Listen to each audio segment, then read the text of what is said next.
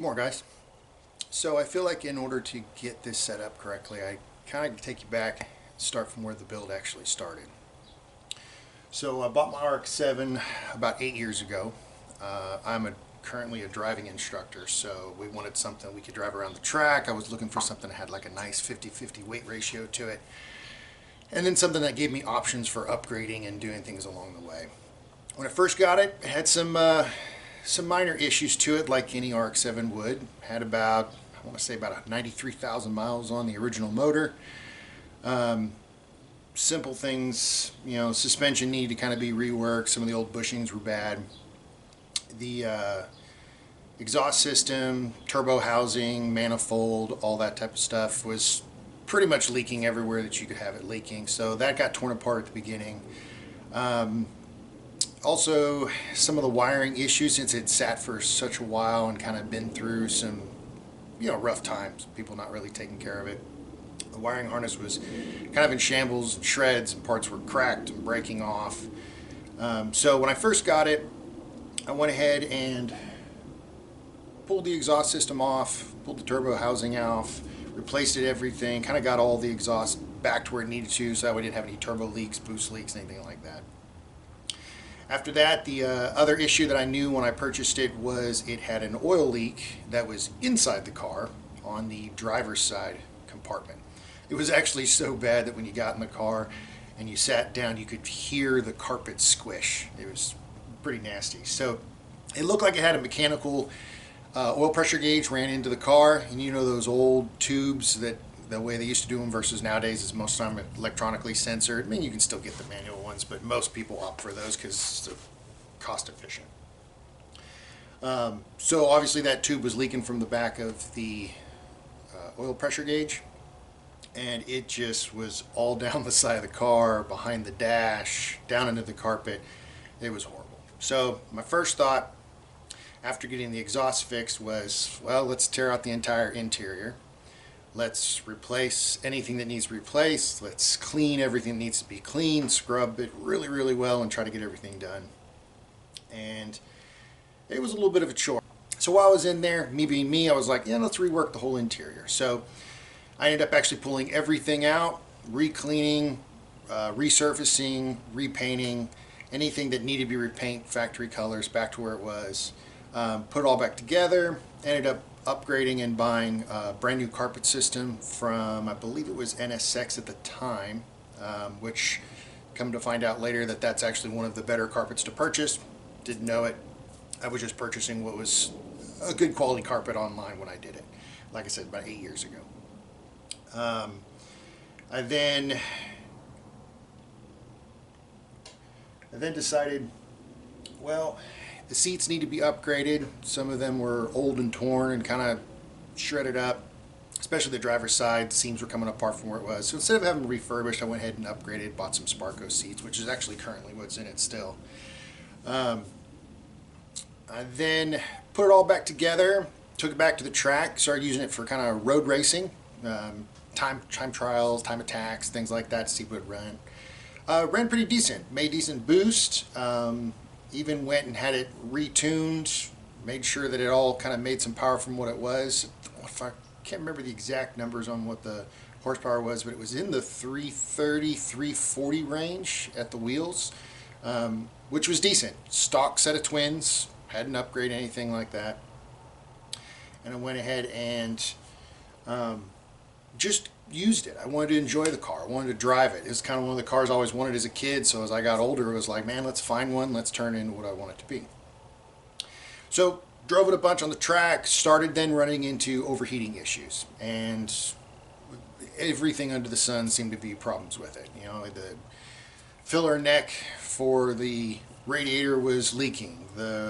When I got in there and started looking through it, found out that somebody put a bolt through the filler neck and tried to tighten it enough that it wouldn't leak, but obviously that's going to cause issues over the time of using it. So kind of made the plunge to say, you know what, I want this thing to be a track car for me, something I can drive hard, really push it, really see what it's actually capable of. But I wanted it to be something that only was for the track. It's what I do for a living, so I wanted to not necessarily jump in it with the AC and radio blaring. I can always look for another car for that, or another Rx-7, and make it more of like a touring type of setup. So brought it back to the house, completely tore it apart. Engine came out, transmission came out, all the wiring system came out. Once I got to that point, I decided, you know, let's go ahead and upgrade. Let's put a cage in it. So I took it to Silhouette Garage here in Houston, Texas. Those guys do amazing work. They did everything I was asking for, how I wanted it set up, how I wanted it tied in. They did the gussets along the side of it. I'll show you more pictures of all that as it's being welded, as well as added some extra bars, some extra reinforcement that I wanted, something to just make it unique. It wasn't necessarily all about functionality. It was more about, I wanted it to look the way that I wanted it to look. There was even a video game at the time that my oldest son was playing that he loved, and one of his favorite cars had an X brace in the back, kind of by the hoop, and it was something he liked. It was something he always drove because of that. So I was like, you know, let's add that to the car, something cool, and he's been helping me along the way as we've been doing stuff. So got it back, went ahead and looked it all over, made sure everything was kind of how I wanted it to be, started reworking the motor. So at that point decided, let's upgrade, let's switch from twins to a single turbo, let's completely pull apart the motor, put it back together, make sure everything's refreshed, good to go, all brand new seals. I did full paint to the whole engine compartment, got it all set up. Got to the point where I was like, all right, I mean, everything's pretty well squared away to get back together, upgraded, bought a new computer, new wiring harness, had all that stuff ready to go, hadn't actually installed it yet, and a buddy of mine called me and said, hey, I just bought a 2004 GTO. And I was like, cool, comes with an LS1 in it. Eventually wanted to upgrade this thing. I know all the Rx-7 guys are going to hate me for switching it from rotary. Love the rotary, but I want something I can push a lot more power, not quite so finicky, not something I have to constantly maintenance, constantly do. So I opted to go with a V8. So he calls me, tells me this 2004 GTO, something he just bought, something he was going to use for the track. He'd been driving a little while, ran into all kinds of issues. I was like, what type of issues are you having with an LS motor?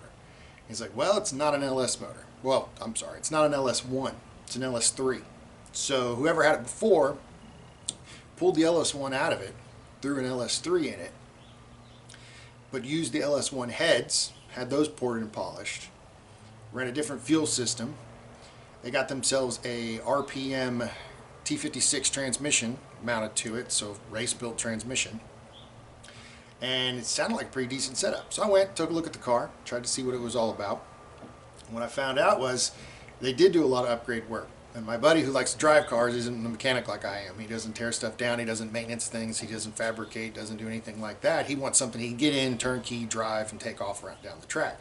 So the initial thought was, well, I mean, I can help, we can keep it running, we can do what we need to do, I'm working on my stuff, you work on your stuff. And he was like, nah, I wanted to get rid of it. So I said, all right, well, I don't know if I want to go spending the money switching out to purchasing a GTO that I'm only going to use as a donor car. And he was like, well, how about this? You've got a S13 Nissan 240 that you like to daily drive. What if we did like an even swap? And I was like, okay, hold on, you got me thinking. So I swap you my clean S13 and you hand me a running, working 2004 GTO. And I'm going to end up using the engine, transmission, whatever the fuel system that I can make work to put in this. Sounds like a plan. So we did. We swapped it out. I then decided, you know what, I'm going to sit down and start doing some work to this thing. So I apologize for not putting together pictures, or actually only having pictures and not a lot of video. I will change that and make sure there's a whole bunch of video. For now, I'm just catching you up on the story. So went ahead, started really reworking the car. Full suspension came out of it. Everything got painted. Everything got reworked.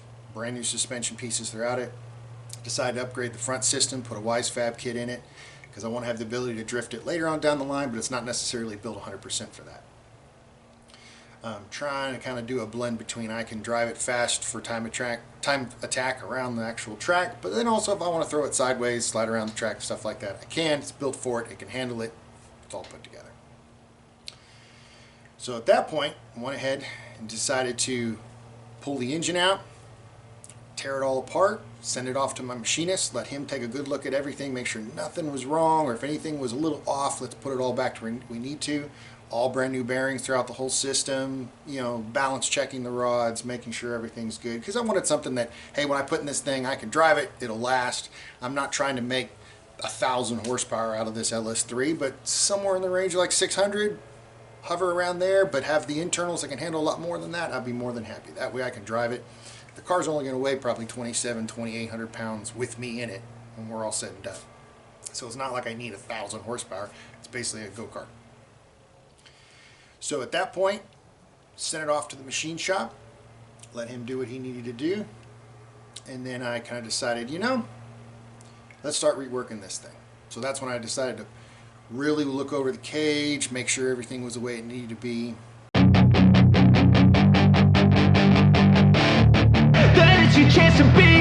Hey kid, don't ever let them get inside your head. They'll tell you what to do in life instead of everything you know that you could get. Don't let them guide your life towards regret. I'll fight for what I love with every breath. My past is filled with things I won't forget. I use them all to push me to my best. So treat the worst of times just like a test. If only I could go back in time, I'd tell myself that everything will end up alright. Just push yourself, test yourself, figure out what you like, and find your limits, don't be rigid, always work towards a prime. Surround yourself with open minds, people can change your life. A few friends with intent can help you feel alive. Find a passion, take some action, and with a little time, just be patient, make a statement, try to enjoy your life. They'll try to kick you while you're down. They wanna rise up while you drown. They wanna fill your head with doubt. They're silently scared that you'll figure it out. I'll make it look like I'm losing, won't bother hiding my bruises. And when they finally think you're wounded, then it's your chance to be ruthless.